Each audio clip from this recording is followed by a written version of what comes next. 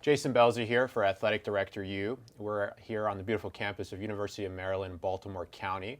I'm joined here today by UMBC Athletic Director Tim Hall, who's entering his 5th year, women's basketball coach Phil Stern, who's entering his 17th year, and men's basketball coach Ryan Odom, who's entering his 2nd year here. Thank you for joining me today, gentlemen. Thank you. Thanks. So we're going to discuss the coach-athletic director relationship and the unique aspects of being able to be part of the hiring process of a coach hiring an AD, and then a coach searching for his next job and determining whether or not he wants to work for an institution and work for a particular athletic director. So let's dive right in. Phil, you were here 17 years, multiple athletic directors. Talk about the process of finding a new athletic director for the University of Maryland, Baltimore County, and what you saw in Tim and in other candidates. Yeah, there's a lot of consternation when you're making a change, and there's a lot of fear of the unknown, at the beginning of that process. And, as we delved into who we were interviewing and who the head coaches got to meet, it became clear that, there was someone who was above and beyond everybody else. And Tim certainly was that guy. And then you just hope, that the committee says, that's our guy. We want a sitting AD. We want somebody with experience. We want somebody that maybe was at a basketball school. Whatever it is the criteria might have been at the time.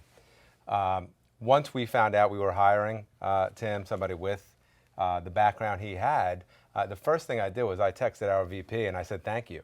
Thank you for hiring somebody that fit exactly what we needed, especially in the America East basketball-wise, and also with the new building coming on track as well.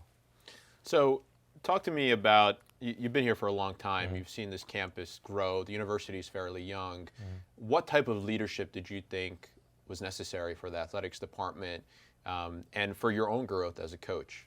Yeah, definitely somebody that was going to be the face of the program and that was going to really spread the word on campus that athletics meant more than it did. It could mean more than it did already here at UMBC. And for me personally, it was someone that was going to give us the resources to have sustained success. For me, and I would say that if Tim wasn't sitting here, he revitalized my career. When you're at a place a long time, when you're coaching a long time, 20-something years for me straight as a head coach, and then you get someone in here that's giving you resources, actually asking what you need for your program to be better, you get revitalized. So whether it was resources for my assistants, whether it was the budget, whether it was, hey, what do you need to travel more? What do you need to recruit more? Those are the things that you say to yourself, wow, like if those questions are getting asked, he cares about us. He cares about our program moving in the right direction. And we got that immediately. And it shows in how we've improved over the last few years since Tim's been here. But it's also about understanding that the rest of the department understands the initiative as well. So it's not just the athletic director. The athletic director is telling the rest of the department what's important. And that's something I think that we really needed here at UMBC for basketball, especially. Ryan, when you were interviewing for the position here 2 years ago, you had head coaching experience on the Division II level, but essentially became a first-time head coach on the Division I level. What were you looking for in an institution, and more importantly, in an athletics director that you want to work for? Yeah, absolutely. It was a great question. First and foremost, I wanted to look for someone, that I could have a partnership with. One coach doesn't, win every game. The players don't win every game. I think when you put everything together, all right, the partnership between the AD, between his coaches, players, I think that's how it all that's how it all works.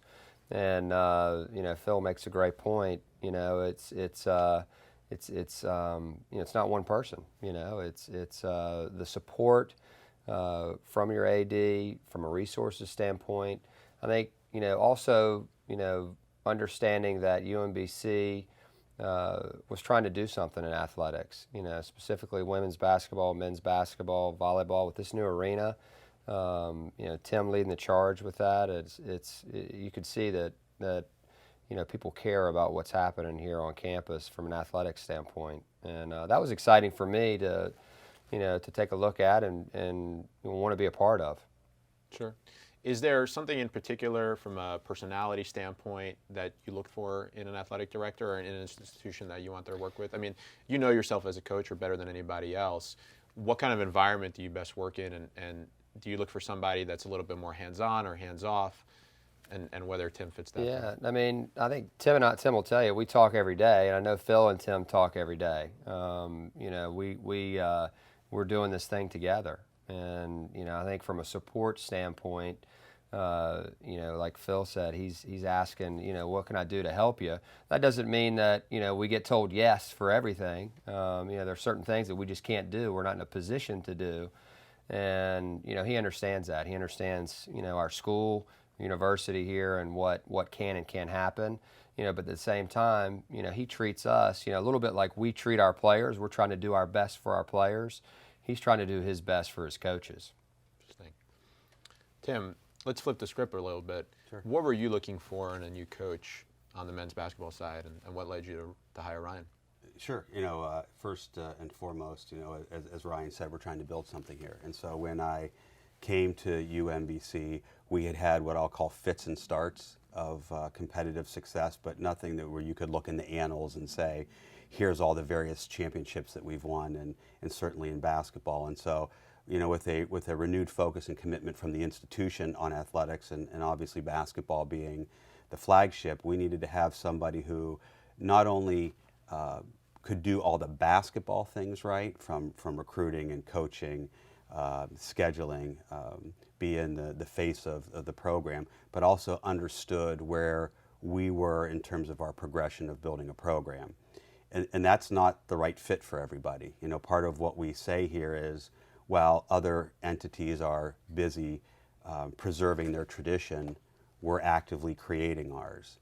And Ryan was somebody who wanted to really be a part of creating this new tradition, building on the foundation of those who had come before us, but certainly be willing to take it to the next level. And so, as I was looking for somebody to fit the vast criteria, it was somebody who could recruit a talented basketball player who was also a great student. I mean, we talk all the time in the department about we are educators first, and our main job and goal is to graduate our young men and women and have them go on to be productive citizens and leaders. We want to win championships, but we're educators first, and so Ryan understood that. Also, Ryan is very well connected in basketball, and so I knew that he would be able to build a good staff. His connections from a recruiting perspective are broad and deep, so I knew with those connections he was also going to be able to insert the academic prowess that young people were going to have and balance both of those as he built the roster. And you know, another thing that I think sometimes gets overlooked in our business, but Ryan was really loyal to the institutions that he had worked at. So if you look at UNC Charlotte and some of the challenges that he went through there, and he could have left, but he stayed, and the number of years he stayed at Virginia Tech. And so it showed me that this is somebody who's a grinder. You know, I remember Joe Torre in an interview once said, why we're so good, you know, the Yankees baseball team, is because we can hit home runs when we need to win, but we can also bunt around the bases when we need to win. And I knew starting off we were going to need to bunt around the bases a little bit. And certainly as he picks up steam and gets new recruits in here and we start winning more games and the new event center coming online, I think we'll start to hit some home runs. So some of what I was looking for. I'd love for all of you to answer this. What do you think are the three key things that an athletic director should be doing to best support his coaches, from the AD perspective and from the coaching perspective? Tim, do you want to start? Build relationships. I mean, certainly I always talk about connect first and then lead. And so it's so important to have that relationship and to really understand. And I think both of these gentlemen talked about it. We talk every day. And they are the signature programs of our university and our athletics department. And that manifests itself in a lot of ways, from brand identity, from resource generation, and so on. So I think one very important one is having that relationship. Another important factor to consider that some may not think is really important, but I do, is asking questions and helping to understand context. which I think is so important. That there's many ways that you assess a coach, and certainly when I came here, it wasn't going to be with women's basketball and men's basketball initially on win-loss, because we had a lot of building to do. So building those relationships, asking questions, and then third, I would say, is we do almost daily SWOT analysis. We're talking all the time about what are strengths, what are our weaknesses, what are our opportunities, what threats are out there for us. And then what I put on myself as a servant leader is, how can I help remove roadblocks for you so that you can be successful? And then I think they also mentioned, how can I get you the resources that you need to be successful? And these two gentlemen here really understand that we're at an institution and at the mid-major level where when I have to say no, hopefully it doesn't mean no forever. It means no, not right now, but let's put the plan in place to figure out how we can get those resources for you to be successful.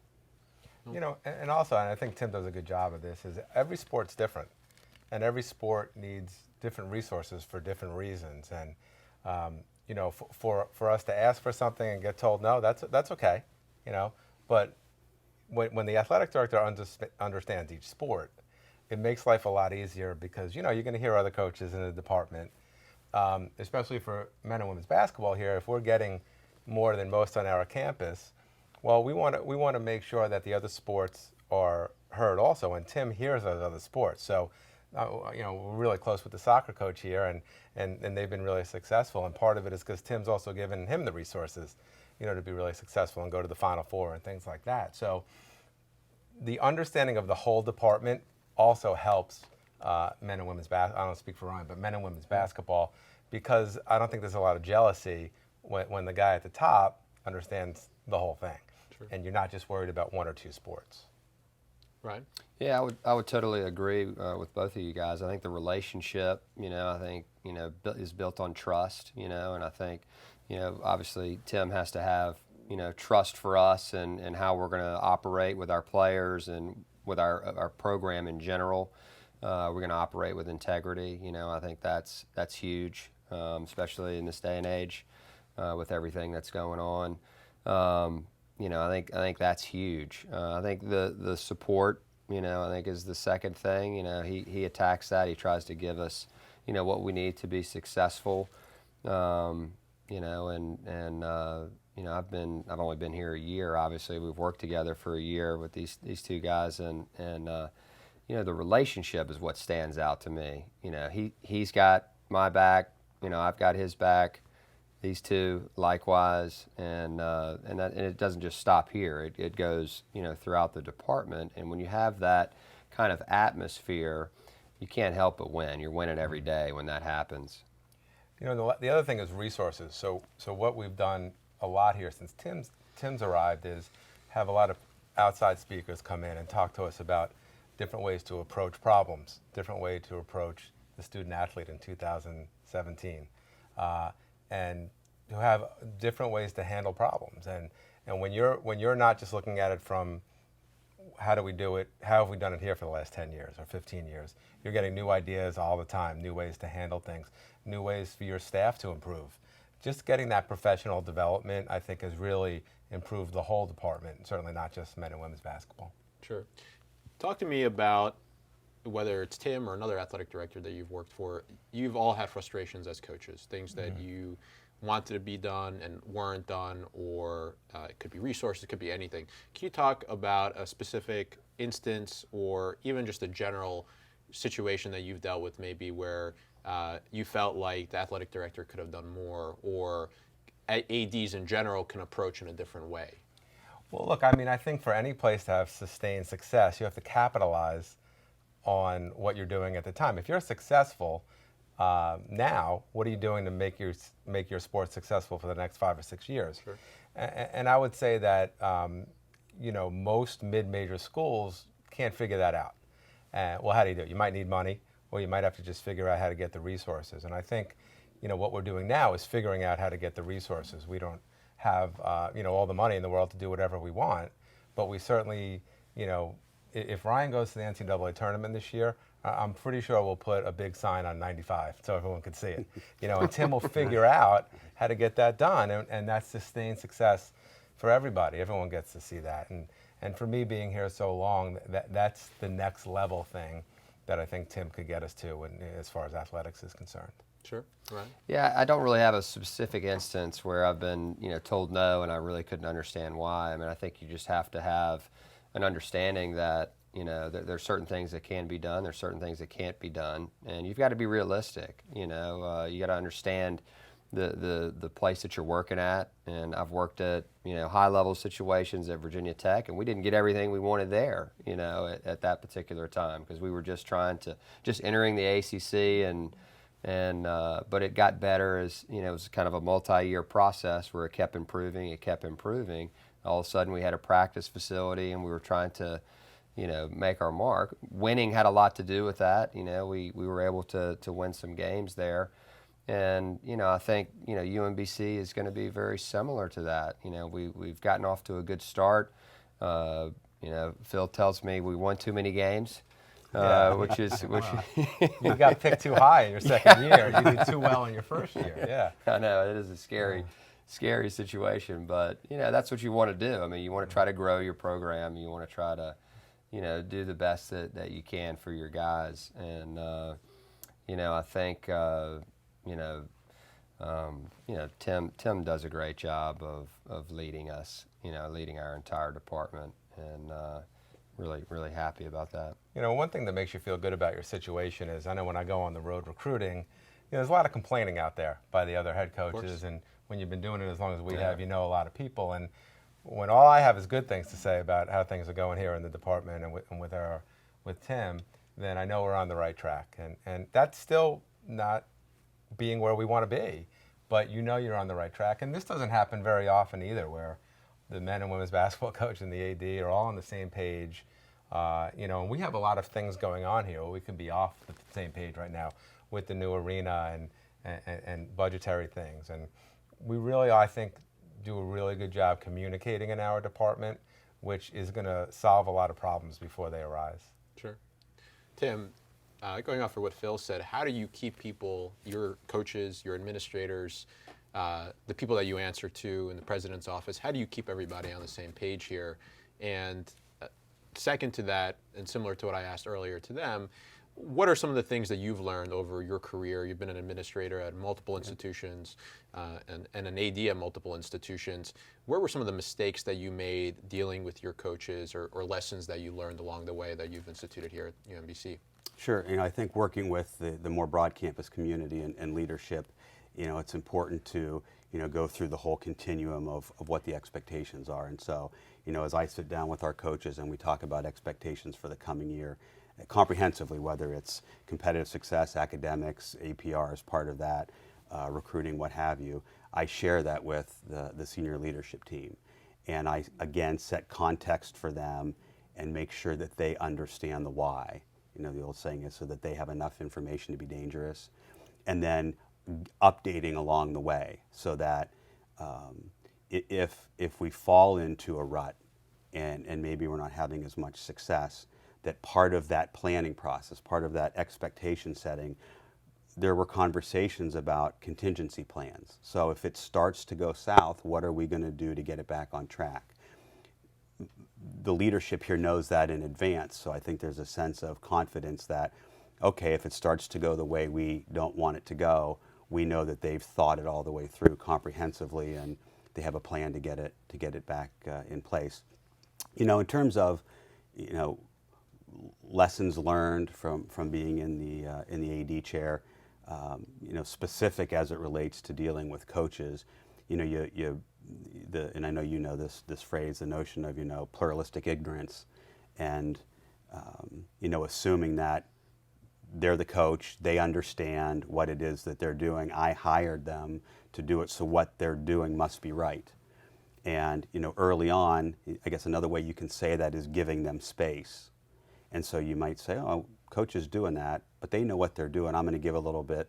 Well, then something goes wrong, and you realize, oh, I should have been a little bit more close to them in terms of helping them through that particular situation. By nature, I'm a delegator. I don't abdicate at all. I delegate and check in. And so I guess maybe along with pluralistic ignorance, that's the next best way to say finding that sweet spot in terms of not being overbearing or too present in their program, but also being able to step back and give them space to be able to do what it is that they're experts to do. Sure. On that same topic, Phil, you've been around the business for a long time, and Tim talks about pluralistic ignorance, this concept of assuming that somebody knows what they're doing because they have a job title and you hire them. Do you think that that's an endemic issue in college basketball in particular? I mean, we've seen a lot of controversy in the last couple of months in particular on the topic. You hire somebody, you assume that they're doing things one way, and they go and they do things completely different. Should ADs be more hands-on in the day-to-day work, or is it something where they're so busy doing so many things and managing so many sports that it's essentially impossible for them to be an expert or involved in the day-to-day? Well, look, if they're making the hire and they're confident in their hire, like Ryan and Tim have this great relationship, he knows what's going on in Ryan's program. And if something went wrong, I'm sure Ryan would take responsibility for it, just like we would in our program, even though Tim didn't hire me. What's going on around college basketball right now, or around the NCAA in general, is people not wanting to see the problems. I'm sure at any school they could tell you, well, we could have looked into this, or we could have looked into that. One thing we do here is we have compliance meetings. On the day that we have a compliance meeting, it's twice a day. You're going to go to it, and Tim's implemented that. So I don't think there's going to be any compliance things that kind of pop up on anybody here. But I wouldn't mind if Tim asked me every day what was going on in my program. And we talk every day, but it's not necessarily always about what's going on in your program. It might be about something else going on in the NCAA. So I think once someone makes a hire, they're stuck with that hire, and they better see it through. Not only give someone resources, but make sure they know what's going on behind the scenes. Sure. Right. Yeah, to piggyback off of that, I think, obviously he made the hire, right? He's got every right to ask me any question that he wants to ask as it relates to our program. And I have a responsibility to, again, we go back to the honesty, the integrity, the transparency. I should be giving him, the answers, to what's happening, as the head coach. And, as you look at what's happening right now, the way I view it, there's if you look at any business, in the world, there's going to be people that are going to take shortcuts and try to do things a certain way to get ahead, and then there's going to be certain folks that do it the right way. And Tim prides himself on hiring folks that are going to do it the right way, and that's non-negotiable. And we've got a great staff here. He's hired a great, compliance coordinator, and that is growing, which is needed, obviously, throughout college athletics. Those staffs need to be bigger. It's really, really important, especially when you add football and you add some of these other large sports. We're lucky that we don't have that. Not that I don't love football, but, it's a lot to manage. Sure. And, I think that, when you hire with integrity and you're hiring, it's something that you can live with. You can sleep at night. You're not worried about what the guy's doing, behind closed doors. And I think probably when you hire with that principle, you can feel good. Absolutely. What about you as coaches and hiring assistant coaches? How do you evaluate the people that you're hiring, particularly with everything that's going on now? And to that point, talk to me about culture. Do you guys share a similar culture? What's kind of the culture that Tim has built? Did he, adopt the culture that already existed here? You've been here for a long time, or did you kind of have to shift focus when he came in? Well, to the first part of that, I'm hiring loyal people. I'm hiring people that I know do things the right way, and primarily former players now. I have 3 former players on my staff, 2 that are assistant coaches, one's the director of basketball operations. It's a couple of reasons. One, they know exactly how we want to do things. They know how we want to play. They know what's going to get me upset during practice. They know how to recruit to the kind of kid we want, this kind of student athlete that's going to succeed at UMBC, because it's a certain kind of student athlete here. And then I want to hire a couple of people outside, but that I know. So we have a young lady on our staff that was one of the best players ever playing in this league, but she played at Vermont. but my staff knows her really well. I've gotten to know her over the years, and she knows a little bit about what we're about. So it's about putting people around you that you trust, putting people around you that aren't going to always tell you that you're doing the right thing every day, and that are going to really let you know what the temperature of your program is every day. If I go out there and I don't know, a couple of kids might not be themselves, and I get on them, that's going to hurt practice for the day. My staff does a great job of informing me everything that's going on in the program and not telling me some things that I don't need to know. As far as the culture here, Tim's changed it. Like I said, we have more resources than we've ever had, yet we haven't changed the value of education comes first. You're a student athlete first here. You can't be just an athlete at UMBC. So he's improved on all of that. And then again, he's brought in all of these outside resources to educate the staff, whether it be the compliance staff, the training staff, or the coaches, to make us better and help us make better decisions to be more successful on and off the court. And that's what I think I most appreciate since he's gotten here. Sure. Right. Yeah, for me, hiring, I want to certainly hire people, that share in my vision, for what we want to do for our student athletes. I think I've been very fortunate, in several years that I've been coaching now as a head coach.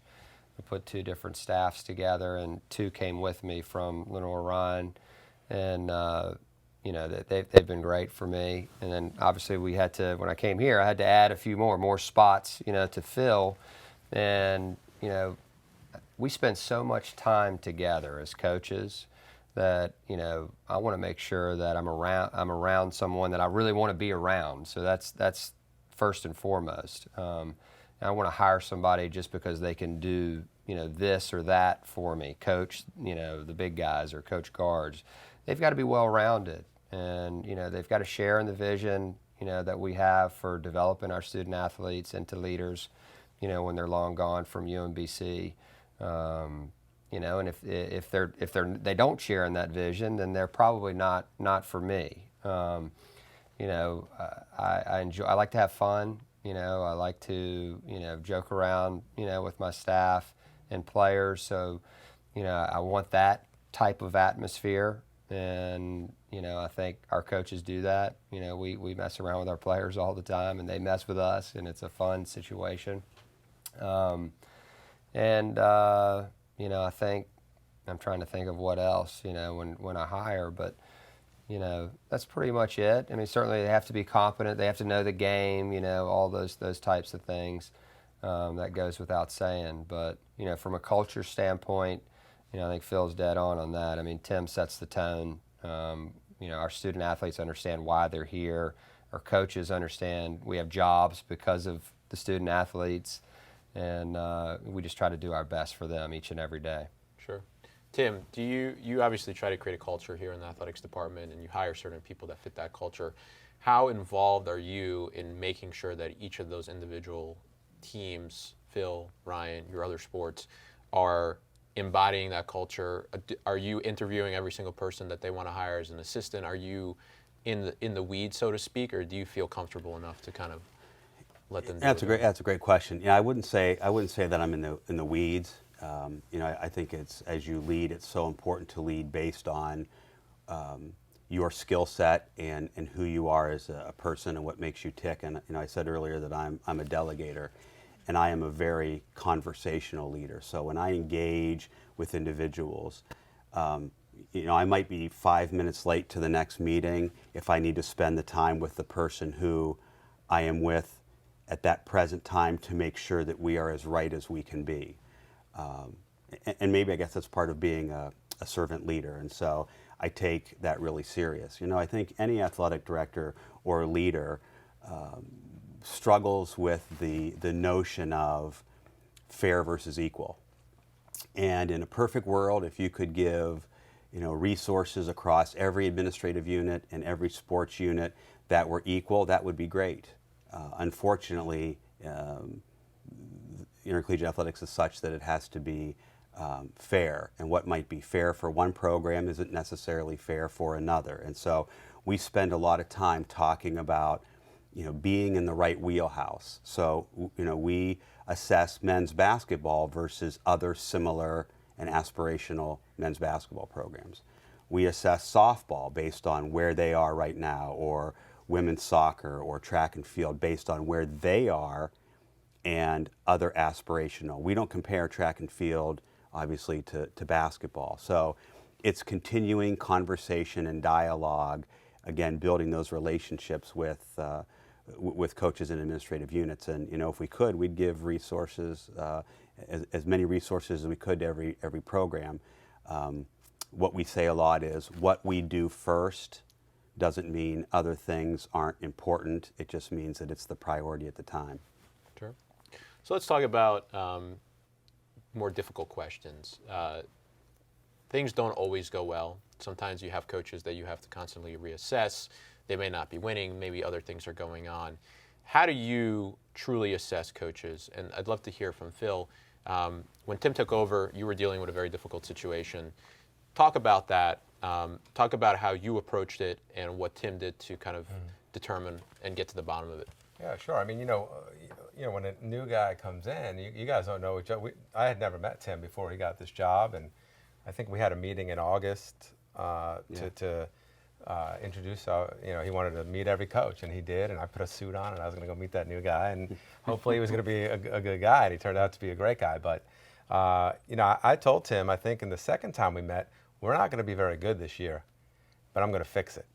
And I think he appreciated me saying that. But I think it's important for coaches to know that it's okay to be honest. There was a reason I had left for a couple of days. Some kids had transferred. But we were 2 weeks into September, and we had a tough situation to deal with, and we barely knew each other. And Tim said, "Trust me, we're going to go through a process, and as long as everything is all right, you're going to come out of this okay. You have a really good reputation. I've looked into you, and I know what people say about you." And so I trusted Tim that he would help me through whatever we were going through. And because of that, we came out the other side stronger. And because we were brutally honest with each other, because he said, "Look, there's a chance that this doesn't go well for you."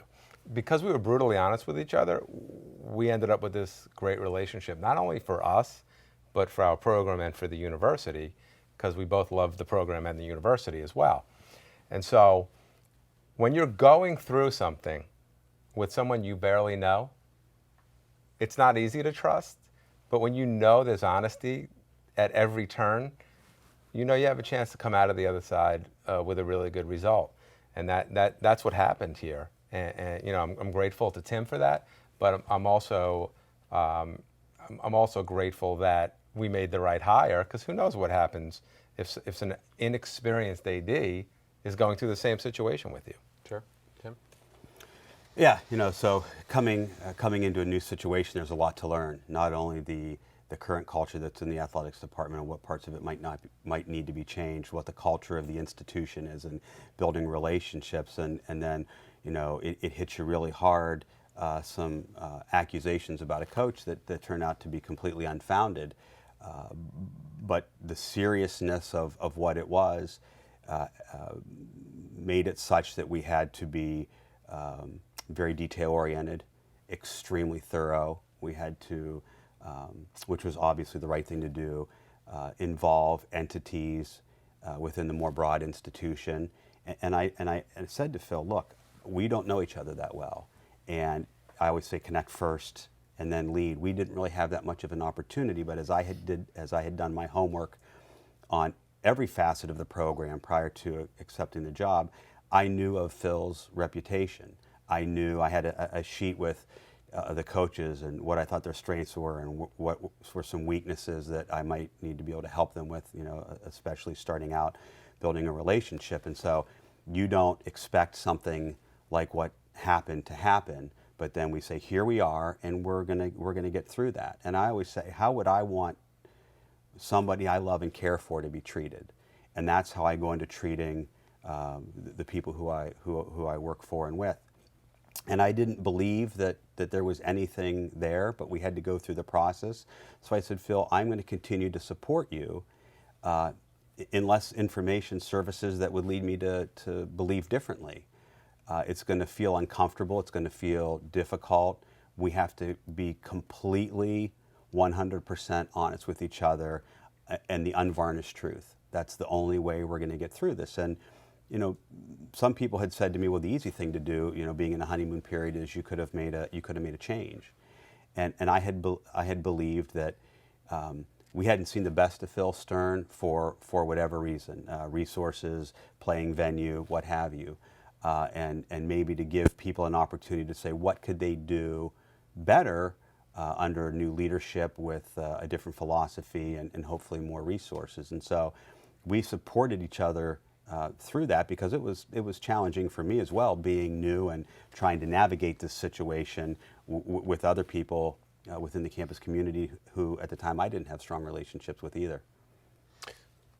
This is a great answer and great insight. What tells you, or how do you know when it's time to move on from a coach?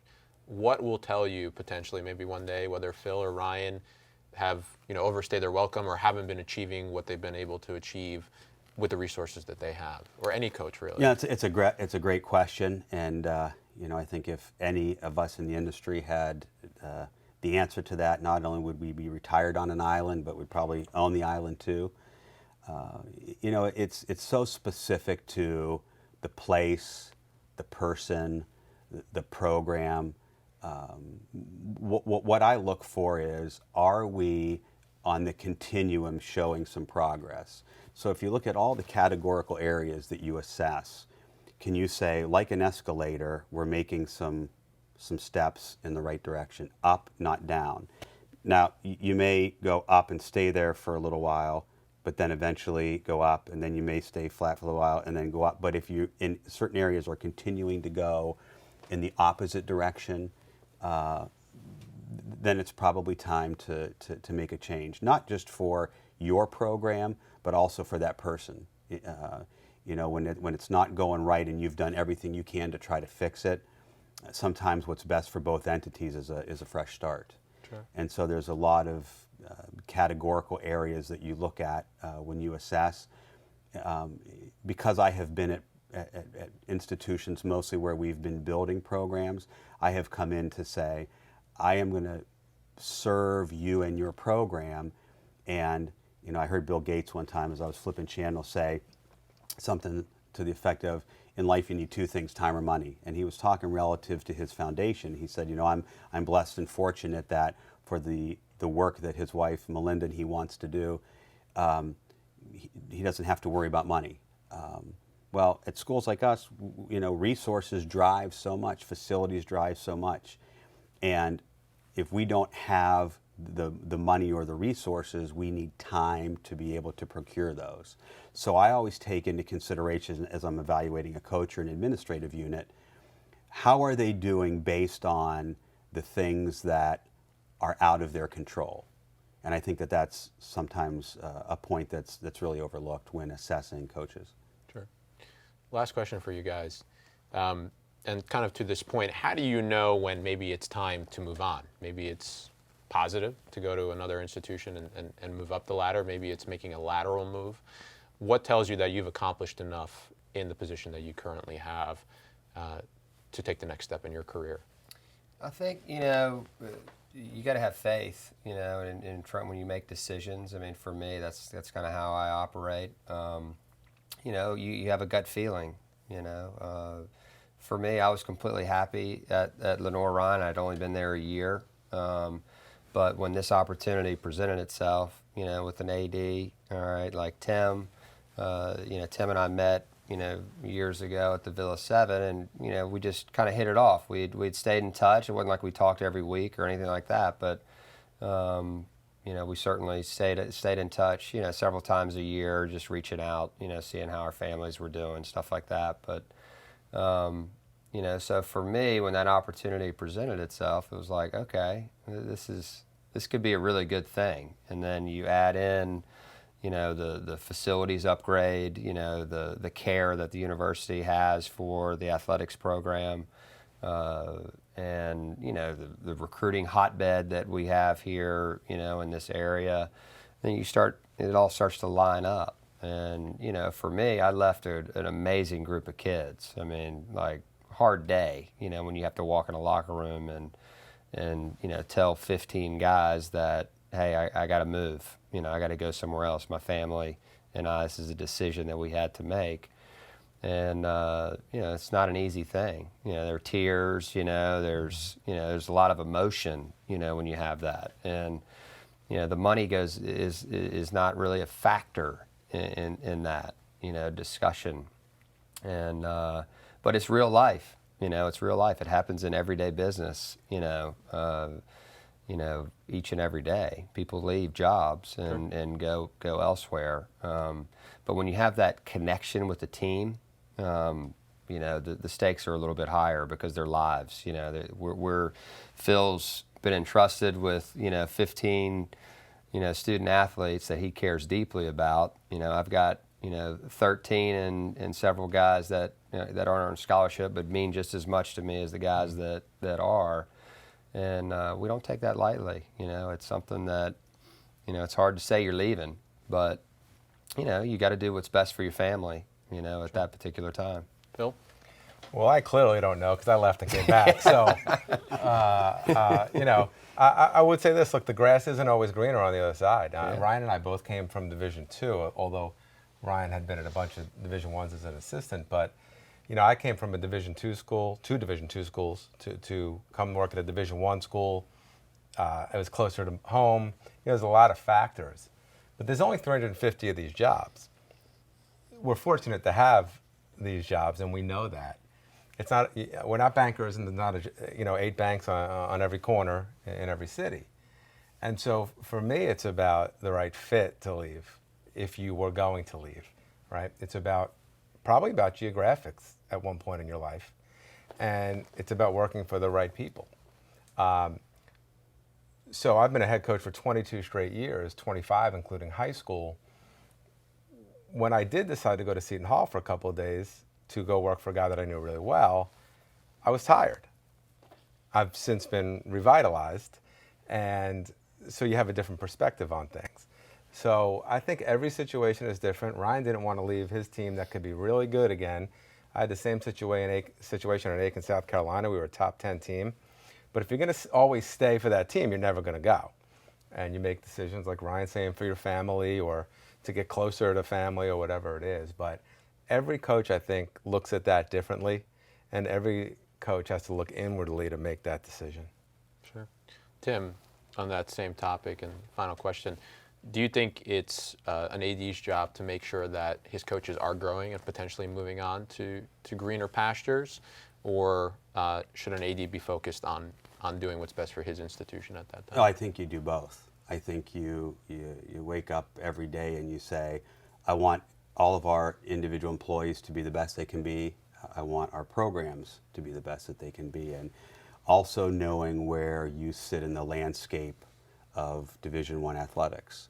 And I remember back to when I was working at Kent State University, and my athletic director, Lang Kennedy, who was a great leader and for most of my time at Kent State served as a member of the Division I men's basketball committee.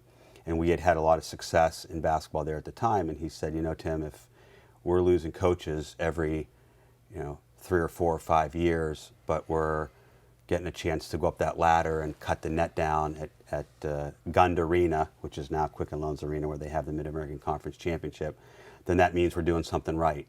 Because if a coach aspires to something greater, we know that there's a ceiling at our level in terms of the type of athlete that they can recruit, in terms of the compensation, and I've learned that really great competitors more times than not want to have a shot at competing against the best.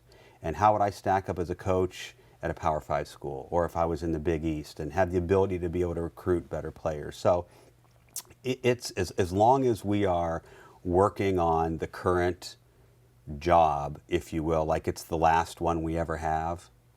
My dad always said, you get a better job by doing the one you have. Do that one to the best of your ability. I'm also going to give you the resources and try to help you through that navigating if a move is imminent, whether it's the right opportunity or not. But obviously, at the very end, the individual has to make the decision that they feel is best. Very well said. Tim, Phil, Ryan, thank you for the insightful discussion today. Thank you. Our Thank pleasure. you. Thanks for having us. Yes, likewise.